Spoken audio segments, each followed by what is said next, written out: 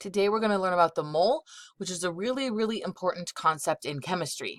Now, I know you all might be thinking, what? Like, how is a mole important, right? Because when we think of moles, we might think of these little dark patches on our skin, or we might think of this little critter that lives underground. But in fact, the mole is going to be something different in science, okay? And before we get quite into exactly what a mole is, we're going to talk about a scientist you all should be familiar with. His name is Amedeo Avogadro. Okay, he lived in Italy back in the late 1700s to mid 1800s. He was a lawyer, but also a scientist. And he ended up doing some really important work about particles. Okay, so he was looking at gases, and he was the first one to think about gases as being particle based. Okay, and he had this idea that if you got two gases and they have the same volume and the same temperature and the same pressure, they must have the same number of particles. Now, that sounds pretty logical. You and I might think, okay. But at the time, it was pretty compelling, pretty cutting edge stuff, okay? And so he was doing this work. He thought about it. He passed away, okay? And then years go by. And then we end up coming up with this idea of the mole, okay? So back to exactly what is the mole. The mole is essentially a name for a super huge number, okay? We were learning that there were things like molecules and atoms and all these little bits of matter that were really hard to see. And sometimes there's really, really big numbers, it's easier to like have a name, to like group them and have a name. And so it's a like way to count things that are so small to see that you would need so many of them to see them. And so the mole is just a name for a number, and that number is 6.02 times 10 to the 23rd. And that's of whatever the thing is you're talking about, okay? And so that's called Avogadro's number because he done all that work with particles, and a mole is that many particles. They named it after him. Okay, and it still might be a little bit fuzzy to you, but hopefully by the end of this lecture, you will understand it. Let's take a unit that you're more used to talking about. So let's pretend, for example, that it has been decided that the mayor is going to buy donuts for all of Madison. Hooray! So I looked at Madison's population. This is what Google told me Madison's population was, 255,214. Okay, so imagine the mayor calls in an order to the bakery, and the bakery is going to be like, how many dozen is that? Right? Because like a bakery works in dozens. And as you know, a dozen is just 12, right? And so here is a word, dozen, that has a number 12 associated with it always, right? And as it turns out, if you do the math, that would be 21,268 dozen donuts. Okay, so a mole is the same, just like we can have a dozen egg and a dozen donuts, a dozen meaning 12. Or like if you buy paper at Office Max or whatever, it'll come in reams, okay, which is just a little package, and a ream is 500 sheets, okay, a ream of paper is 500. So we can use words in English to represent numbers. And so a mole is just a name for a number. It just turns out to be an incredibly huge number. Okay, how big is it? Well, let's try to wrap our head around it. Here is Avogadro's number, 6.02 times 10 to the 23rd, aka a mole. Here it is written out.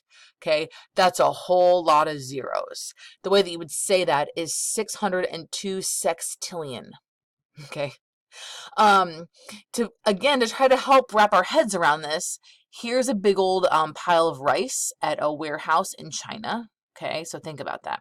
Think about all the earth. Think about a meter stick, and think about 75 meter sticks lined up end to end. If you had a mole's worth of rice, if you had this many grains of rice, it would cover all of Earth's surface to a depth of 75 meters. That's how much it would be. In fact, on the history of the entire Earth, since Earth was formed, that much rice hasn't even been grown. Okay, that's how much a mole is. It's a staggeringly high number. Okay, but atoms are teeny tiny. Okay, so here is a quarter, and here is a mole's worth of aluminum atoms. So a little bit bigger than a quarter, right? Like medium-sized hunk of Play-Doh. That would be a mole's worth of aluminum. Notice a mole's worth of copper, a little bit smaller. Mole's worth of carbon, a little bit smaller. Again, because not all atoms are the same size, okay? So clearly carbon atoms must be smaller than aluminum, or they take up less space, right? So the idea here is all of these hunks have 6.02 times 10 to the 23rd, aka 1 mole's worth of atoms represented here. That is how many that would take. All right. So again, a mole is just a fancy word for a number. So if you have a mole of penguins, 6.02 times 10 to the 23rd penguins. If you have a mole of muffins, 6.02 times 10 to the 23rd. Mole of pennies, you guys see where we're going here, right? Mole of diamonds, well, you'd be super rich, but you would have 6.02 times 10 to the 23rd diamonds, okay? So we're going to take this now and apply it to chemistry. So our definition was that 1 mole was 6.02 times 10 to the 23rd representative particles. Well, what is that? A representative particle is the smallest piece of a substance that still has that property. So if we're talking about an element, the representative particle for an element is an atom, right? We could take aluminum and keep breaking it down into tinier and tinier pieces until we get down to an aluminum atom. And if we were to take that aluminum atom and cut it in half, it would no longer be like aluminum anymore, okay? So the smallest representative particle for an element is an atom. If we were talking about a molecular compound, the smallest unit would be a molecule, so its representative particle is a molecule. And for ionic compounds, they don't form molecules. They do a little bit differently because they're pluses and minuses, but their smallest particle is what's called a formula unit. All right. So I'm going to show you how to apply this to some kind of basic math here in chemistry. So here could be a problem that you could have. How many moles of salt would contain 2.5 times 10 to the 24th formula units of salt? Remember, a formula unit, this because salt, NaCl, is an ionic compound. That's just the smallest piece of salt you can have, okay? The smallest representative particle. Ugh. Okay, so how do we do this? Well, what we're going to do is you're going to set up a little cross like this on your piece of paper, okay? And then you're going to take what you know, you're going to take what the problem gives you, and you're going to put that in the upper left-hand corner right here. So this is the number my problem gives me, okay, and it gives me formula units. And then I'm going to think about, well, what do I want to get to? What is my answer going to be in? And it asks me how many moles of salt. So my answer, what I want to get to is moles, okay? So I'm going to put 1 mole, whatever you want to get to goes in the upper right. So I'm going to put moles in the upper right. Well, always, always, always, what is 1 mole equal to? Avogadro's number, 6.02 times 10 to the 23rd. So I'm going to put that at the bottom. And because we have to be talking about formula units of salt, I'm going to put formula units at the bottom, okay? So there's my setup, and then nothing is going to go down here in the lower left.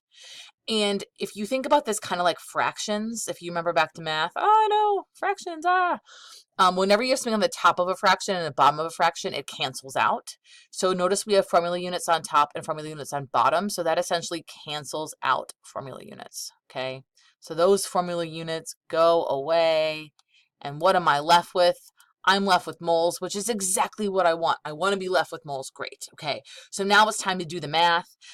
What math would I do here? Well, again, if thinking like fractions, if you have 3 over 4, you could punch 3 divided by 4 in your calculator. Well, we have 2.5 times 10 to the 24th over 6.02 times 10 to the 23rd. So we're going to divide these two. This number divided by this number. And as it turns out, if you punch that into your calculator and you push equals, you do that division, you get about 4.15 moles. So that's how many salt. So that's how many formula units are in 4.15 moles, okay, of salt. I'm going to show you one more example problem. Okay, here we're talking about mercury, which is really fun because it's a metal, but it's liquid at room temperature, which is great. Okay, so as always, we would start with our cross setup here. In the upper left, we're going to put what the problem tells us. The problem tells us 1.5 moles, so I'm going to put 1.5 moles in there. What do I want to get to? What's my answer going to be? And well, it asks how many atoms, so that means I'm going to put atoms in that upper right-hand corner. Okay, now it's here we can get a little bit tricky.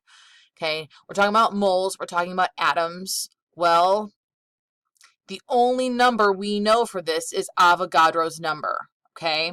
And we know that that is 6.02 times 10 to the 23rd of whatever I'm talking about, okay? So I'm going to put 6.02 times 10 to the 23rd atoms on top, and I'm going to put 1 mole on bottom because that's what it equals. And if you can see where this is going, look here, I got moles on top, moles on bottom, just like last time. Those will cancel. And so now what am I left with? I'm left with atoms, which is what I want. And so now here for the math, I don't have something on top and something at bottom. I have two things on top. And when I have two things on top like this, I'm going to multiply. So I'm going to do 1.5 times Avogadro's number. And when you punch this into your calculator, you end up getting a nice answer of 9.03 times 10 to the 23rd. And there's a really special way to do this in your calculator, and I will show you in person in class how to do this. But those are some examples of how to set up math problems using moles and Avogadro's number.